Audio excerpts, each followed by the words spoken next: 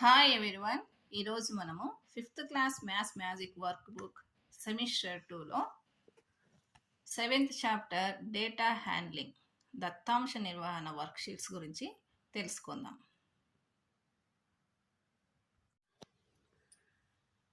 మొదటగా work sheet 1 గణన చిహ్నాలను చూసి లెక్కించి జంతువుల సంఖ్యను పట్టికలో రాయండి.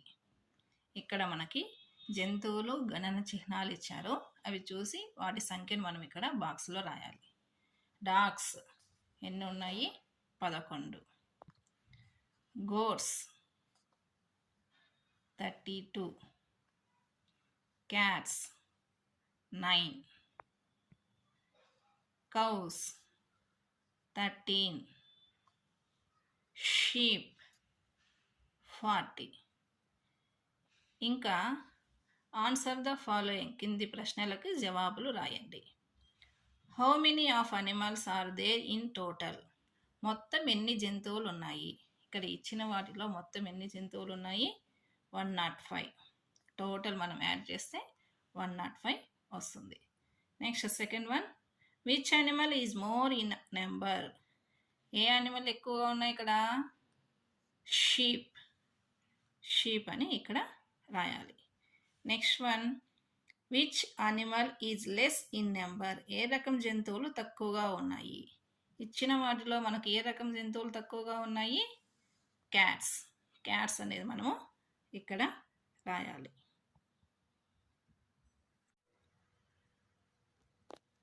నెక్స్ట్ వన్, వర్క్ షీట్ 2 కింది పటచిత్రము ఒక పండ్ల తోటలో రకరకాల పండ్ల చెట్ల సంఖ్యను తెలియజేస్తుంది. ఒక బొమ్మ 10 చెట్లు. అదేవిధంగా మ్యాంగో 3 బొమ్మలు కదా, 30 అని మనం ఇక్కడ రాయాలి. గువా జామ 5 బొమ్మలు కదా, 50 అని ఇక్కడ రాయాలి. పొమగ్రనేట్ దానిమ్మ 3 బొమ్మలు కదా, 30 అని ఇక్కడ మనం రాయాలి. కస్టర్డ్ యాపిల్ సీతాఫలం 4 బొమ్మలు కదా, 40 అని ఇక్కడ రాయాలి. బనానా అరటి 6 బొమ్మలు కదా, 60 అని ఇక్కడ రాయాలి. ఫస్ట్ మనకి ఇక్కడ ఒక బొమ్మ 10 కాబట్టి ఫస్ట్ ఇక్కడ ఇవన్నీ ఉన్నాయో వాటి సంఖ్య ఇక్కడ మనము రాసుకోవాలి. నెక్స్ట్, పండ్ల తోటలో ఎన్ని సీతాఫలం చెట్లు ఉన్నాయి? ఇక్కడ చూసి మనం రాసుకున్నాం కదా ఆల్రెడీ. సీతాఫలం చెట్లు ఎన్ని ఉన్నాయి? 40. ఇక్కడ 40 అని మనం రాయాలి. నెక్స్ట్, పండ్ల తోటలోని మొత్తం పండ్ల చెట్ల సంఖ్య ఎంత? ఇవన్నీ చెట్లు కదా, ఇవన్నీ కూడితే మనకి 210 వస్తుంది. ఇది మనం ఇక్కడ రాయాలి. పండ్ల తోటలో ఏ రకం చెట్లు తక్కువగా ఉన్నాయి? వీటిలో చూసి ఏ రకాల చెట్లు తక్కువగా ఉన్నాయో మనం అక్కడ రాయాలి.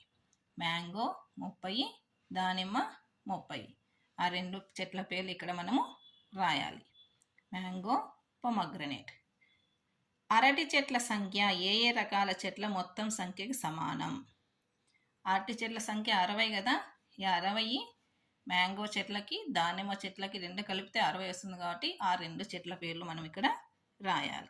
Mango, pomegranate. Next one, work sheet 3 ఇక్కడ మనకి ఒక డేటా ఇచ్చాడు. దాని ప్రకారం ఇక్కడ మనము కొన్ని క్వశ్చన్స్ ఇచ్చారు, అవి ఫిల్ చేయాలి.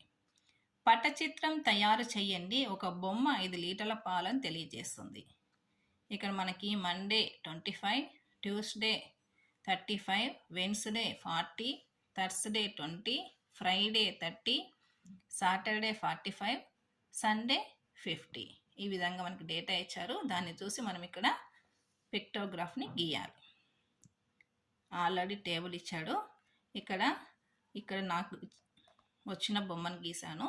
మీకు వేరే బొమ్మలు ఇస్తే మీరు గీయండి. మండే సోమవారం ఒక బొమ్మ మనకి ఎన్నని చెప్పాడు? 5 అని చెప్పాడు కదా, అప్పుడు మనము 5 బొమ్మలు అంటే 25. ట్యూస్డే 35 అంటే 7 బొమ్మలు. వెన్స్డే 8 బొమ్మలు అంటే 40. థర్స్డే 4 బొమ్మలు అంటే 20. ఫ్రైడే 6 బొమ్మలు అంటే 30. సాటర్డే 9 బొమ్మలు అంటే 45. ఈ విధంగా మనము వీటిని ఫిల్ చేయాలి. Next questions. పై దత్తాంశం ఆధారంగా ఏవైనా ప్రశ్నలను తయారు చేయండి. ఇక్కడ నాకు నచ్చిన ప్రశ్నలను తయారు చేశాను. మీరు కూడా మీకు ఇష్టం వచ్చిన ప్రశ్నలను తయారు చేయండి. సోమవారం నాడు ఎన్ని లీటర్ల పాలను అమ్మాడు? ఏ రోజున ఎక్కువ లీటర్ల పాలను అమ్మాడు? ఏ రోజున తక్కువ లీటర్ పాలను అమ్మాడు? ఏ 2 రోజుల పాలను కలిపితే శనివారం పాలు వస్తాయి అని ఇక్కడ నాకు వచ్చిన ప్రశ్నలను తయారు చేశాను. మీరు కూడా మార్చుకొని రాస్తారేమో రాసుకోండి. Next worksheet 4. 1 box 10 students.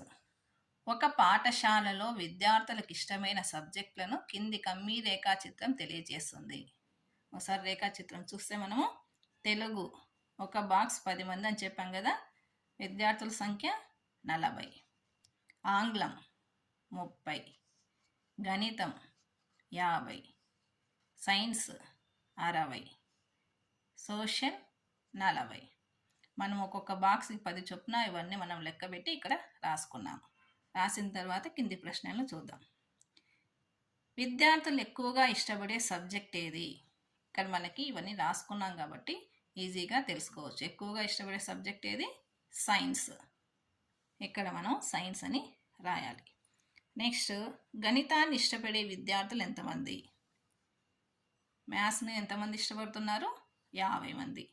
కాబట్టి ఇక్కడ 50 అని రాయాలి. నెక్స్ట్ ఏ సబ్జెక్టులను విద్యార్థులు సమానంగా ఇష్టపడుతున్నారు? మనం ఇక్కడ టేబుల్ చూస్తే చూడండి, ఏ సబ్జెక్టులను విద్యార్థులు సమానంగా ఇష్టపడుతున్నారు? తెలుగు, సోషల్. అది మనం ఇక్కడ రాయాలి. తెలుగు, సోషల్.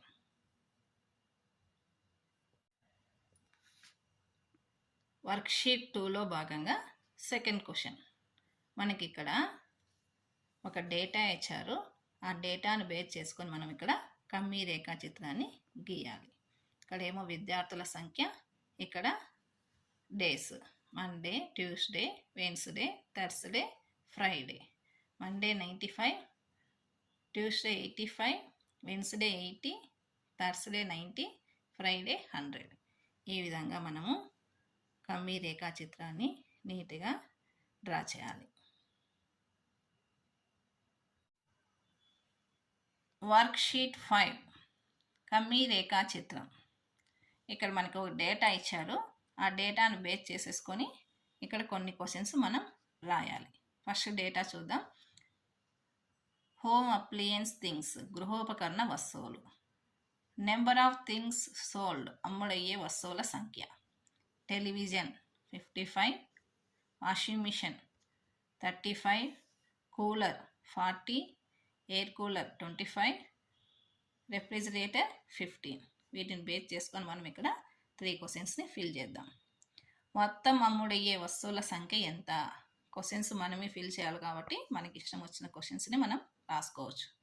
సెకండ్ వన్, ఎక్కువ అమ్ముడైన వస్తువులు ఏవి? ఇది చూసుకొని ఎక్కువ అమ్ముడయ్యే వస్తువులు ఏవి, తక్కువ అమ్ముడైన వస్తువులు ఏవి, ఇవి నేను రాశాను. ఇంకా మీరు ఏమన్నా మార్చి రాసుకోవాలనుకుంటే మార్చి రాసుకోవచ్చు. ఈ విధంగా క్వశ్చన్స్ మనము ఇక్కడ రాయాలి. మీకు కనుక ఈ వీడియో నచ్చినట్లయితే లైక్ చేయండి, సబ్స్క్రైబ్ చేయండి.